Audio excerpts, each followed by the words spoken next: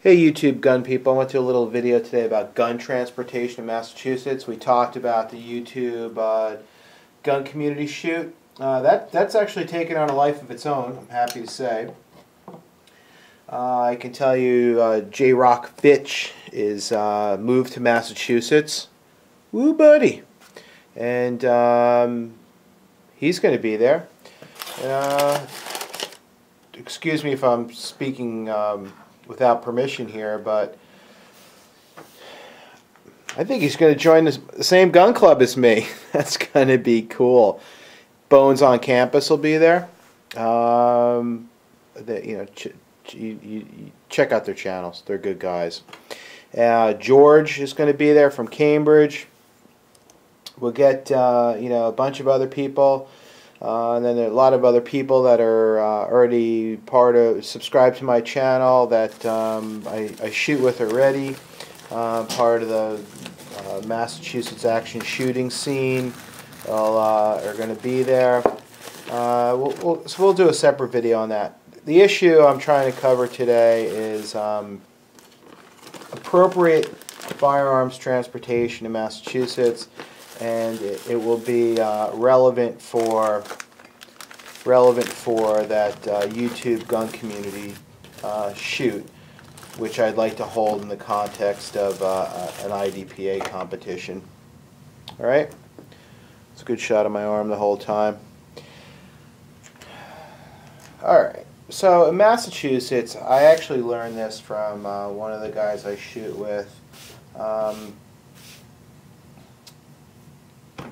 Really good shooter. I was finishing up an IDPA practice. I took my pistol, I put a trigger lock on it, stuck it in bag, and he said, "Hey, that doesn't cover it in Massachusetts. It needs to be in a locked container." The laws are very confusing here. So you need to have it in a locked container, even if you had it in a soft-sided pouch that you could put a lock on. So like two zippers, you can bring them together and lock them. That would suffice. So I didn't have that.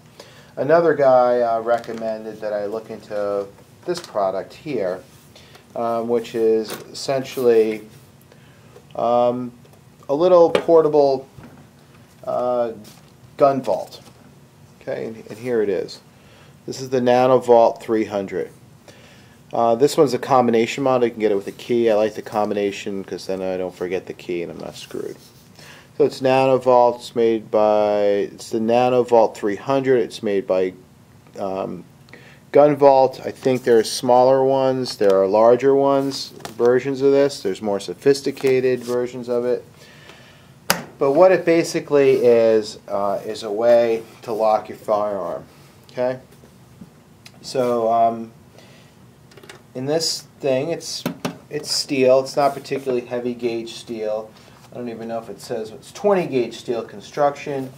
It's 9.5 by 6.5 by 1 3/4 inches. It's got a 3-number combination that you can set. We'll open it up without showing you my combination. You just put in your combination, turn the knob, simple. Open it up, and it's lined with this pad, and it will meet all the transportation specifications for the state of Massachusetts. I think for any other state, and it also comes with this cable. This is a 1,500-pound test security cable, and the way you actually use this, there's a big loop and a little loop. You put it. You can, for instance, wrap this around, let's say, some secure object. Let's say a column in your house, or the support of your seat in your truck. It can go through. It can wrap around it. Right. We just make a loop, like so. Yeah. You can use this on your girlfriend if you're into that kind of weird stuff. Don't ask me if I am, dude. I'm just saying if you are. And this end just goes into a little cutout notch here, where you just close the vault and it's secure. Now, before anybody gets all worked up about whether or not this can be broken into, yeah, I can break into this. There's no question about that. I can, let's close this up. I'm sure if I wanted to, I can take a something like a nice pry bar will get me in there. But that's really not the issue. This will basically meet the letter of the law for you, and it will keep your gun secure. If you have kids around, they're not going to be getting into it. A professional criminal is going to get into it.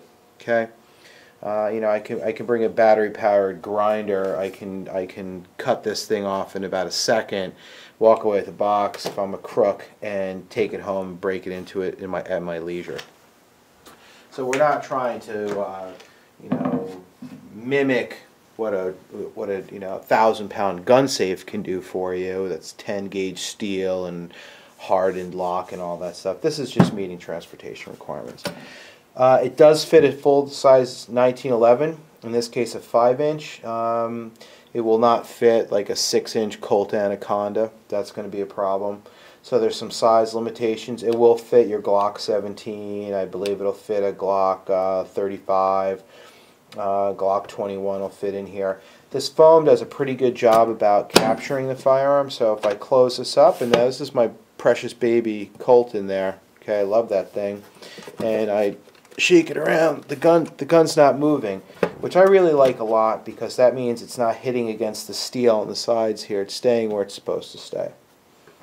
And isn't she pretty? I love her.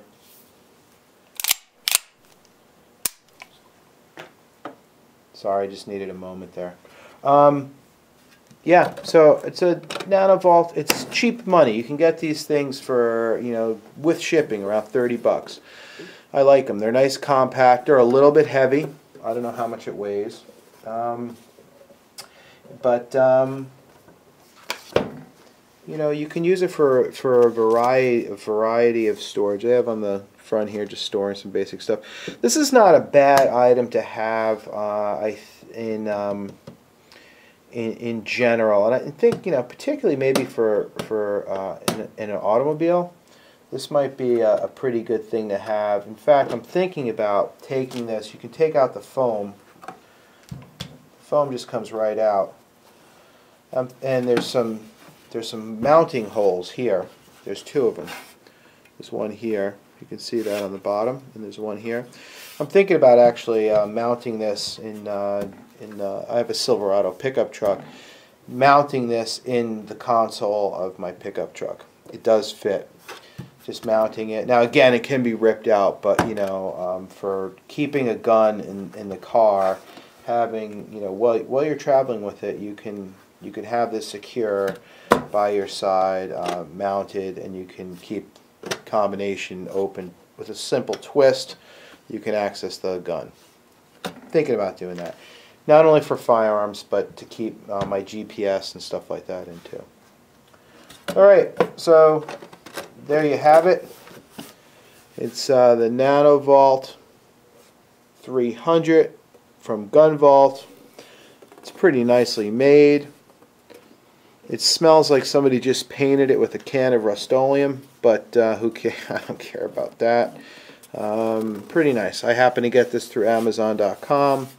I had a little coupon thing, plus I'm a Prime Amazon member, so you don't pay shipping, and I got it for about 25 bucks when it's all said and done. I think they're pretty good. I recommend them. I appreciate the heads up from the guys that told me about, helped clear up some things about transportation in Massachusetts. I always thought the idea was that if it's on you, so if you're transporting a gun, you have a license to carry, it's in a holster on your hip, and it's concealed, you meet the requirements. There's always some nobody seems to know, but this is a really conservative way to think about it, and I believe this complies to all letters of the law. That if you're in a car, so for instance, if you had your gun in your range bag and it was in a trunk, and you lock the trunk. My thought was that was considered to be like locked container. My take is that that's somewhat open to debate, and you don't want to get into that debate with law enforcement. You just don't. And the other issue is whether or not you're in. Let's say you own a pickup truck. Yeah, the cab, can it fit in your glove compartment and lock it? I suppose so. So typically what I was doing is just putting in a range bag, putting a trigger lock on the gun, and just leaving it there, and I would just have my carry firearm on me then. So the gun not in my immediate control, in my range bag, would have a trigger lock on it. This I believe is a more conservative interpretation of law and probably much more accurate.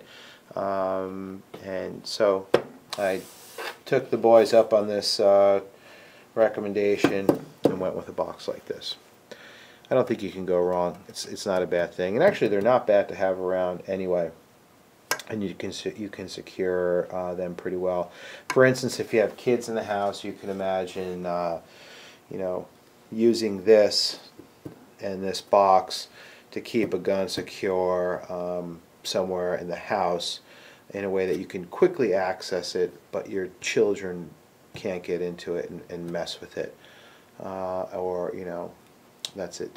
Will it prevent theft? No, I don't think so, but I think it'll keep it out of the hands of children, and it meets all transportation laws. As a matter of fact, it meets TSA airline standards as well. Okay, which is pretty important if you're interested in traveling at all to go to a shoot. All right, that's all I got on this. Thanks.